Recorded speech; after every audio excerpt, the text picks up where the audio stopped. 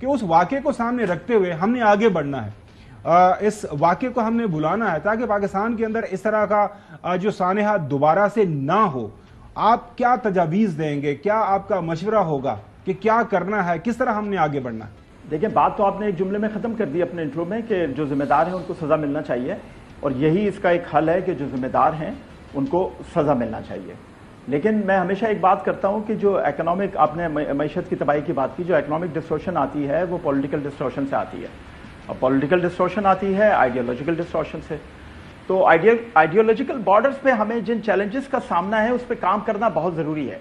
अब अगर हम 9 मई को लेते हैं तो 9 मई के लिए एक सबसे बड़ा इल्ज़ाम ये दिया जाता है कि ये एक फॉल्स फ्लैग ऑपरेशन था। अब कौम को सोचना चाहिए कैसे फॉल्स फ्लैग ऑपरेशन हो सकता है। वो फौज जो हमारी हिफाजत पे मामूर है, क्या वो 36 शहरों में अपने लोग भेजकर ये काम कराएगी? क्या फिर वो लोग उसके बाद पाकिस्तान के लिए, फौज के लिए लड़ने के काबिल रहेंगे?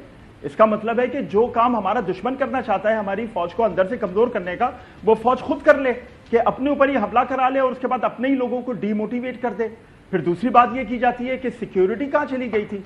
आप आज भी चले जाएं कोर कमांडर हाउस लाहौर, वहां पे आपको 3 सिक्योरिटी गार्ड्स ही खड़े नजर आएंगे, क्योंकि वो रिहायशी इलाका है, वो कमर्शियल इलाका है, वहां शॉपिंग मॉल्स बने हुए हैं, वहां पे 3 सिक्योरिटी गार्ड से ज्यादा कोई नहीं मिलेगा। उस दिन भी वो 3 सिक्योरिटी गार्ड से, ऐसा नहीं है कि वहां फौज की फौज और पुलिस की पुलिस लगी होती है, ऐसा बिल्कुल नहीं है। तीसरी बात की जाती है कि जी ये पाकिस्तान को 71 की तरफ धकेला जा रहा है। तो भाई मैं आपसे एक छोटा सा सवाल करना चाहता हूं उन तमाम लोगों से जो 71 की बात करते हैं। 71 में तो मुजीब की मदद के लिए हिंदुस्तानी फौज आई थी। क्या आप बता सकते हैं आपकी मदद के लिए कौन सी फौज आने वाली है जो बार बार आप 71 की बात करते हैं?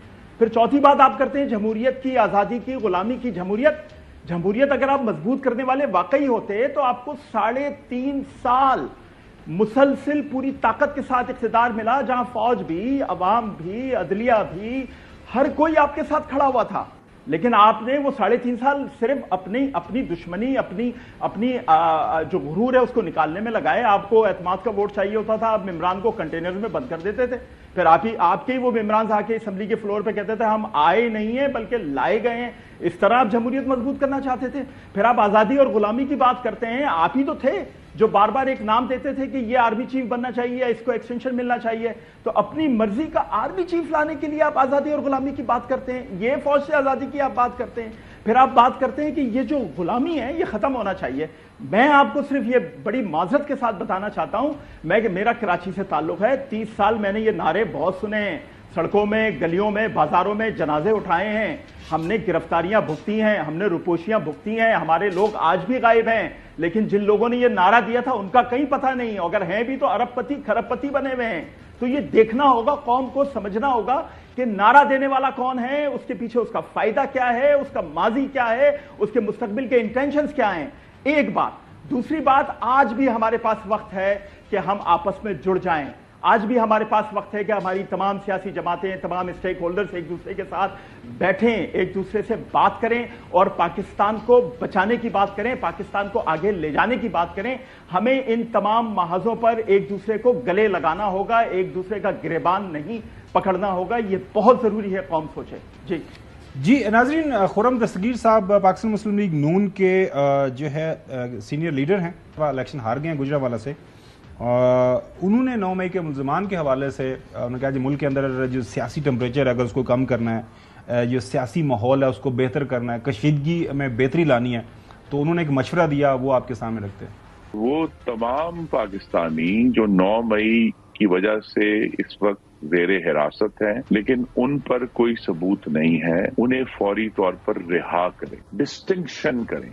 ये लोग शरपसंद थे और ये लोग जिनके साथ ज्यादती हुई है उनको हम फिलफौर रिहा कर रहे हैं। उनसे इस मामले में कोई ना कोई नरम बात भी की जा सकती है। ये जो सिंगल स्टेप है, इससे जो इस वक्त हिद्दत हमें महसूस हो रही है उसको कम करने में बहुत लेकिन गवर्नमेंट एक साइड मशवरा जो साहब के ज़ाहिर है एक सियासी कशीदगी तो है इस मसले को लेके, एक मशवरा तो दे दिया खुर्रम दस्तगीर साहब ने।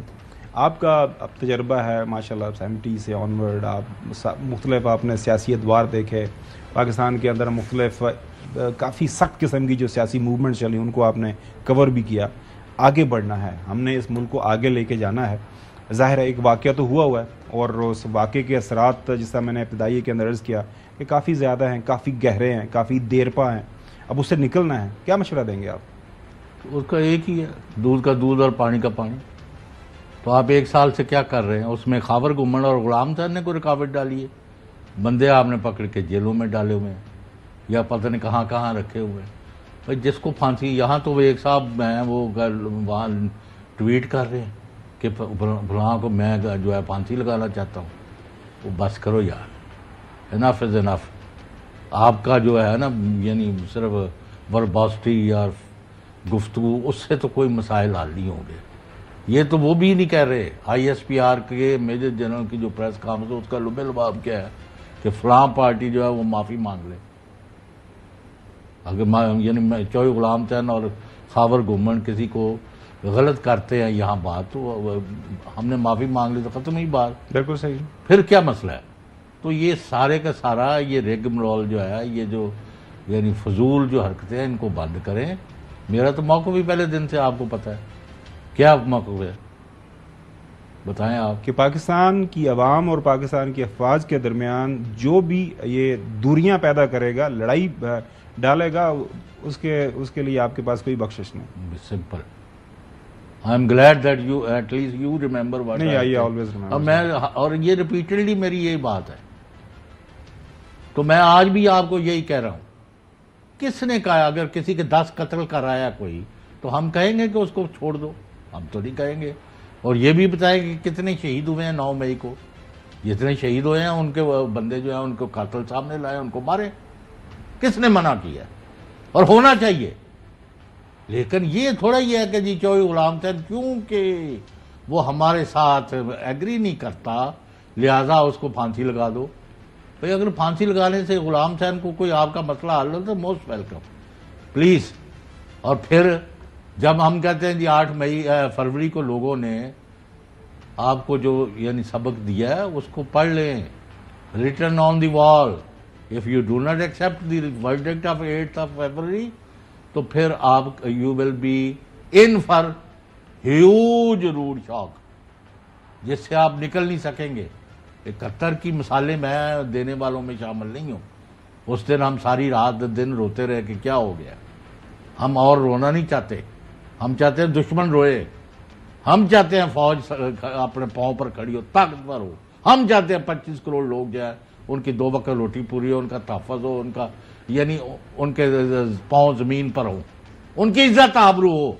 और आपकी तरह नहीं है, यानी जजेस ना वो अदालतों से उनको इंसाफ मिले, ना कोई महकमा उनकी यानी दादरसी करे।